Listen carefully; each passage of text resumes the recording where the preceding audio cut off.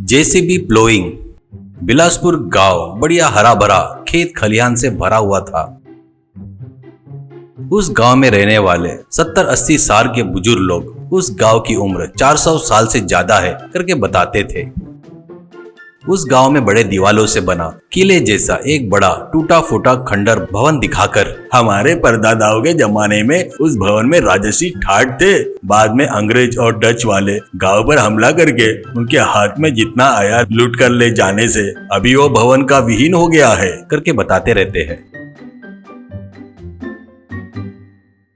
एक बहुत बूढ़ा बुजुर्ग तो वो अपने बचपन में उसके परदादा उस किले में सैनिक करके काम करते थे। कोई भी आकर गांव के किलों को लूट रहे तो अनंतपुर में रहने वाली औरतें अपने शरीर पर के पेटी में सोने के गहने रहस्यमय तरीके से किले के दक्षिण भाग में एक बड़ा गड्ढा खुदवाकर उसमें छुपा कर रखे करके बताते रहता है। उस गड्ढे को खोदने वाले में मेरे दादा परदादा भी थे। ऐसा पूछने वालों को जो नहीं पूछता उसको भी बताते थे। ऐसे वो बात गांव में सभी को पता चल गई। कुछ लोग तो उस खंडर जैसे किले के दक्षिण भाग में जाकर बहुत सी जगह पर जमीन को खोदकर सोना तो नहीं पर पित्तल का एक लोटा भी नहीं मिला करके निराश होते हैं। वो ठीक है, पर अभी की बात करें तो कब से क्या गांव के बाजू में बह रही बढ़िया नदी मनुष्य लोग कर रहे अनर्थ कर्मों के कारण कहीं पर बने बर्फों के पहाड़ पर बर्फ पिघल कर बगैर किसी को पता होकर बगैर बारिश बाढ़ के वो नदी उफान पर आना और गांव को हरे भरे खेतों को डुबो देना, ऐसा चल रहा था। वो गांव डूबकर कम से कम हफ्ते भर तक पानी में रह जाता था। तब फसल ही बर्बाद नहीं होती, पशु मुर्गियों के फार्म का भी बहुत नुकसान होता था। तब भी गांव के बड़े सभी लोग मिलकर उस गांव के सरपंच सावरकर के पास जाकर चिल्लाते हैं तो वो गांव बोले तो ऐसे छूने से फैलने वाली बीमारियां, कोविड जैसे तालाब भरकर गांव में पानी आ जाना जैसे उपद्रव होते रहते हैं। हर चीज के लिए मेरे पास आकर कुछ भी करो बोले तो मैं क्या कर सकता हूँ। ऐसा बोलकर वो बचकर निकलना मामूली बात हो गई थी। तब उस गांव के युवा जन संगम का लीडर 4 सभ्य लोगों को लेकर गांव के बड़ों के पास जाकर, इस विषय पर ही नहीं किसी भी विषय में सरपंच से मदद मांगना बेकार है। अपन लोग इसी गांव के हैं ना, अपन ही कुछ सोचेंगे कि ये नदी भर न पाए, इसलिए कुछ करना है करके गवर्नमेंट को तभी के तभी गांव में होने वाले नुकसान के बारे में ईमेल भेजता है।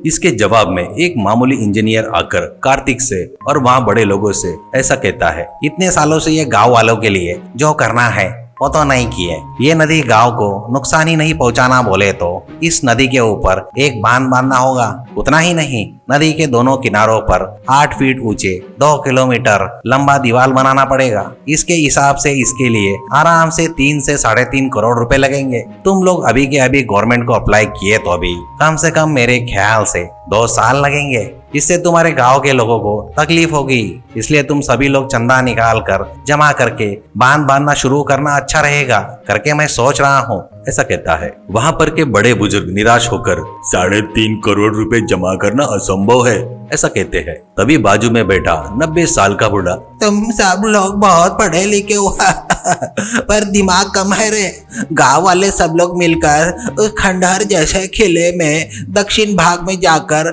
संयम रखकर खोदे तो 3.5 करोड़ क्या 30 करोड़ की कीमत का सोना मिलेगा। उससे बांध काम ही नहीं, इस गांव को फिर से अपने हिसाब से बना सकते हैं। ऐसा कहता है खांसते हुए। 1 मिनट सन्नाटा छा जाता है तो कार्तिक, दादाजी ने जो कहा है ना तो तुरंत करना होगा करके चिल्लाता है। कार्तिक के साथ सभी लोग हाँ में हाँ मिलाते हैं। तुरंत उन गहनों के लिए किले के दक्षिण के भाग में सब्बल टिकास फावड़े लेकर गांव वाले खोदना शुरू करते हैं। हफ्ता बीत जाता है, कहीं भी सोने का ठिकाना नहीं दिखता। सभी लोग सब्बल टिकास फावड़े टोकने बाजू में फेंक कर उस आज नहीं तो कल जाने वाले बूढ़े की बात सुनकर पागल के जैसी हालत खराब करके खोदते रहेंगे क्या, ऐसा गुस्से से चिढ़ते हुए बोलते हैं।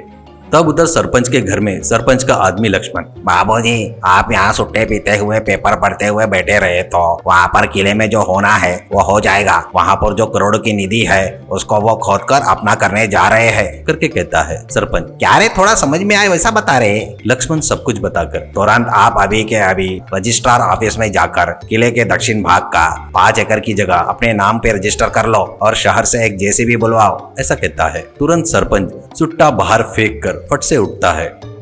2 दिन बाद कार्तिक के पास 2 युवा जनसंगम के कार्यकर्ता आकर अरे कार्तिक, वो सरपंच जेसीबी से पूरा जमीन खोद रहा है, सोने के लिए हो सकता है करके बोलता है। तुरंत कार्तिक के साथ गांव के सभी बड़े लोग वहां पर पहुंचते हैं। तुम ये क्या कर रहे हो, कहते हैं सरपंच से। तो सरपंच, मैं क्या कर रहा हूँ, मेरी जगह है, मैं खोद रहा हूँ, तुमको क्या करने का है, करके बोलता है। ये जगह तुम्हारी नहीं, गांव की है, ऐसा बोलता है कार्तिक जोर से। तुरंत सरपंच अपने बाजू में खड़े सब रजिस्टर से, उस दिन रजिस्टर ऑफिस में आकर साइन किए सो पेपर उनको दिखाओ, ऐसा कहता है। कार्तिक वो कागजात देखकर रजिस्ट्रार से आपने जगह सरपंच जी के नाम की है क्या, करके पूछता है। तो सब रजिस्ट्रार, रजिस्ट्रेशन बोले तो कल और आज शनिवार रविवार है, ऑफिस को छुट्टी है, कल रजिस्टर करता हूँ, करके बोलता है हकलाते हुए। कार्तिक उन कागजातों को सरपंच के सामने ही फाड़ कर टुकड़े टुकड़े कर फेंक कर, ये सरपंच अपने को धोखा दे रहा है, चुपचाप देख रहे हो क्या, ऐसा कहता है। तो कुछ लोग सरपंच को चार लगाकर पेड़ से बांधकर, कार्तिक तो वो जेसीबी लेकर जमीन को बहुत गहराई तक खुदवाओ, इससे एक झटके में जमीन में का सोना बाहर आने को होना, करके चिल्लाते हैं। जेसीबी हरकत में आ जाती है। कुछ देर में जमीन के अंदर से 2 पेटियां बाहर निकलते हैं। उसमें पूरा सोना भरा हुआ था। वो देखकर गांव के सभी लोग, जीत अपनी है, गांव का भला होगा, सरपंच का बुरा होना चाहिए, सरपंच बुरा आदमी है, ऐसा कहकर कार्तिक को कंधे पर उठाकर घूमते हैं। 2 महीने में बांध का काम, दीवार का काम बड़ी तेजी से होने लगता है। अब से उस गांव में कोई तकलीफ नहीं है और बाद में भी नहीं आई।